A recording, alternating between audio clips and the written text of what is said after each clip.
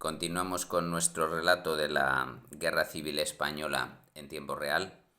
Hoy es 13 de agosto de 1938 y los combates se han extendido a otras zonas aparte de la ribera sur del Ebro en Tarragona.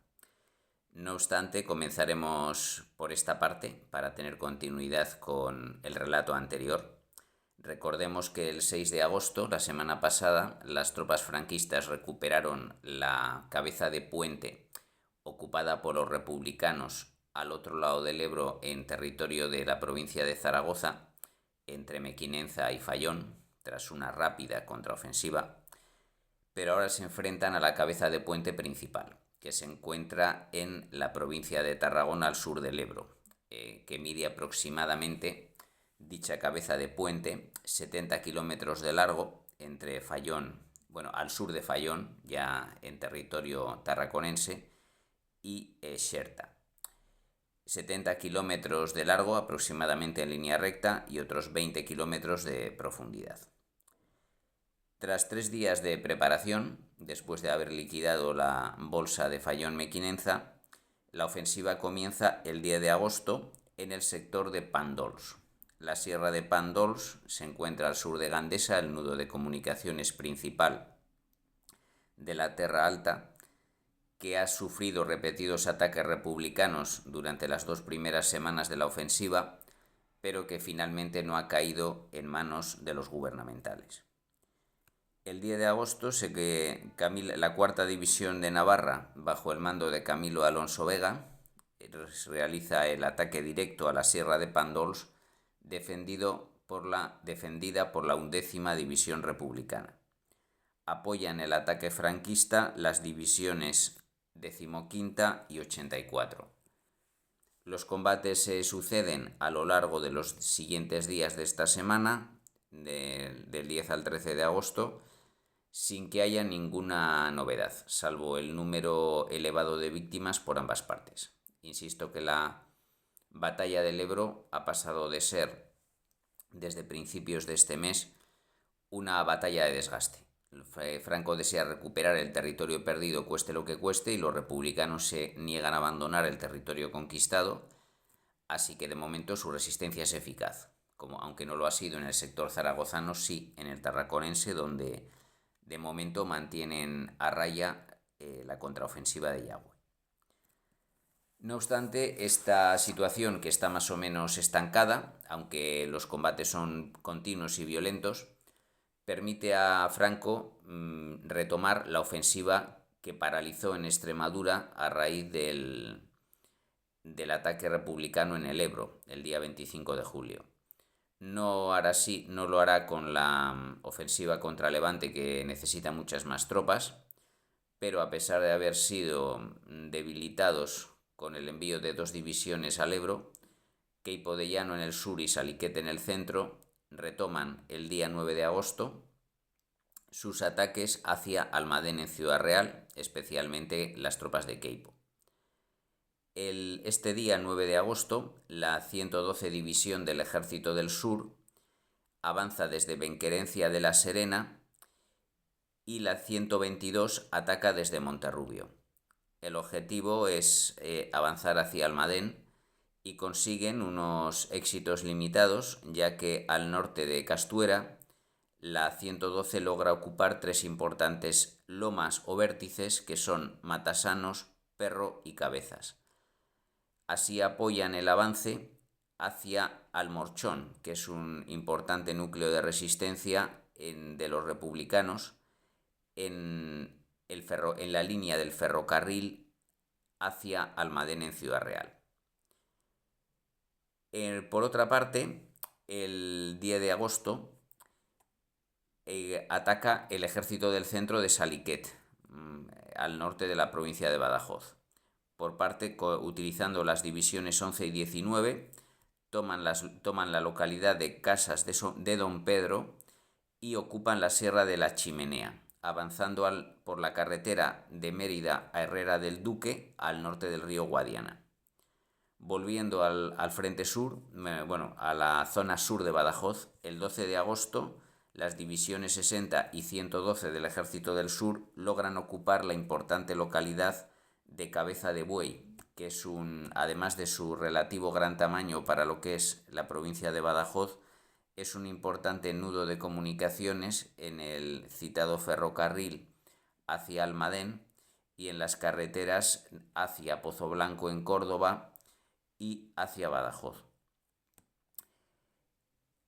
El 13 de agosto, es decir, hoy, volviendo al ejército del centro, que combate en el norte de la provincia de Badajoz, la 11ª División logra ocupar la localidad de Valdecaballeros, a 10 kilómetros de Castilblanco, la célebre población donde el último día de 1931 4 guardias civiles fueron asesinados por una turba de campesinos, provocando serios conflictos relacionados con el tema agrario y el orden público. No obstante, allí el río Guadalupejo, que es afluente del Guadiana por el norte, detiene el avance franquista hacia Herrera del Duque. No obstante, por el sur, Queipo de Llano tiene todavía opciones de llegar a la provincia de Ciudad Real. Veremos la próxima semana en que desemboca toda esta ofensiva de Extremadura.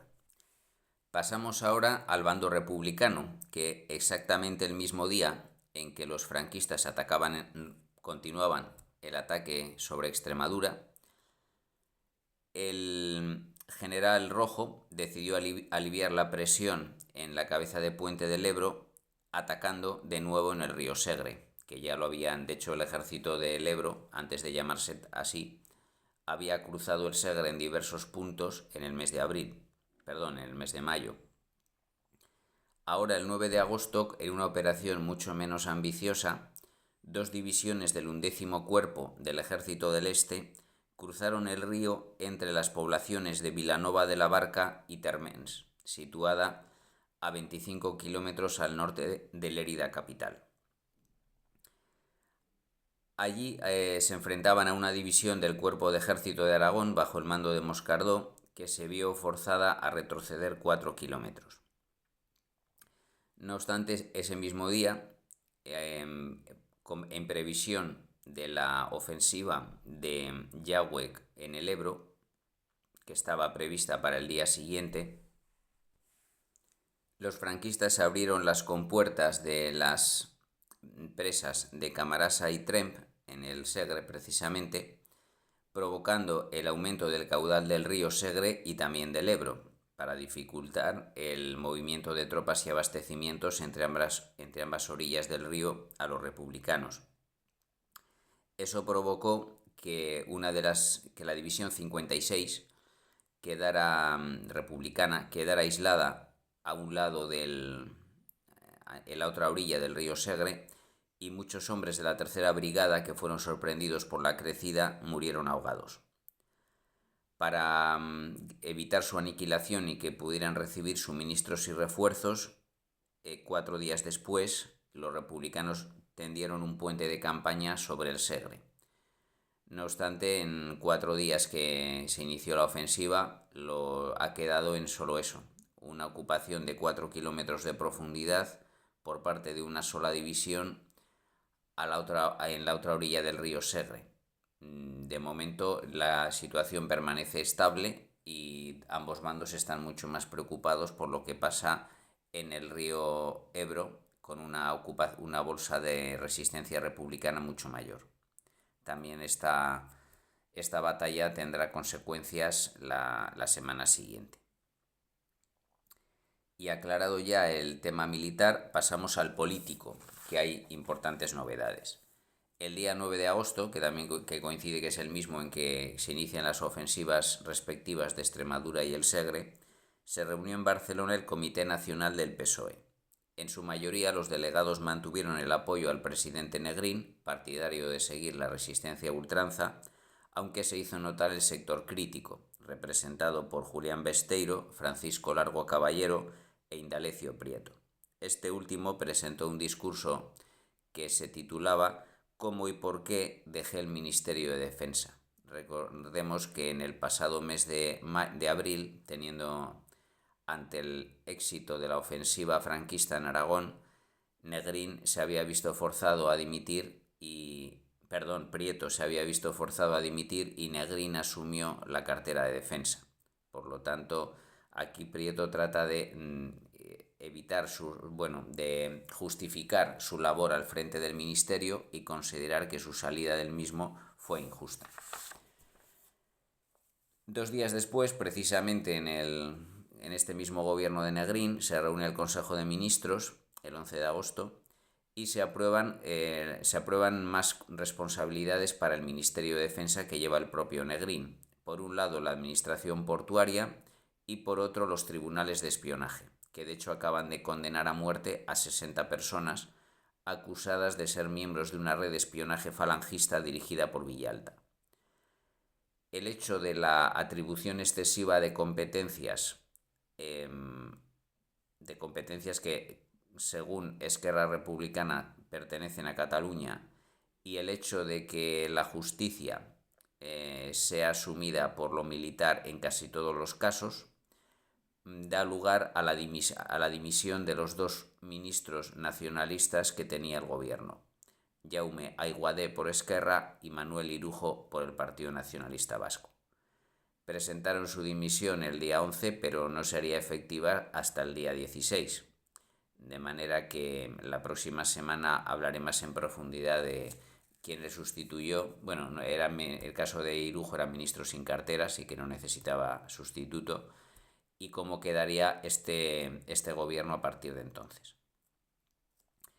La dimisión de Aiguadé, debido a esta, según ellos, excesiva atribución de Negrín hacia el gobierno central, dio lugar a que Josep Tarradellas, consejero de la Generalitat, se entrevistara en Barcelona con Manuel Azaña. Le propuso directamente que Azaña destituyese a Negrín como presidente del gobierno. Era una atribución constitucional para el presidente de la República destituir al presidente. El problema es que no era lo mismo una situación de paz que de guerra. Todos los gobiernos de la República habían sido formados de coalición mediante una situación de emergencia y no se habían convocado elecciones.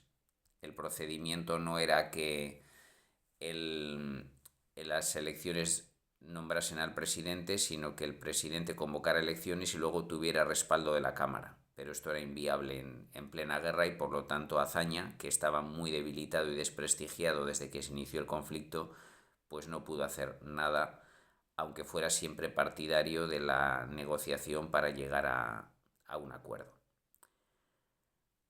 Esto por lo que se refiere a la política nacional, pero a la internacional, Hitler va a tomar medidas esta semana con vistas a la planeada anexión de los Sudetes checoslovacos, la zona fronteriza con el Reich, que estando en territorio de Checoslovaquia tiene mayoría de población alemana, que recordemos que había celebrado elecciones municipales el pasado mes de mayo y el partido alemán de los Sudetes, que era pronazi, estaba muy activo y en total coordinación con el gobierno alemán.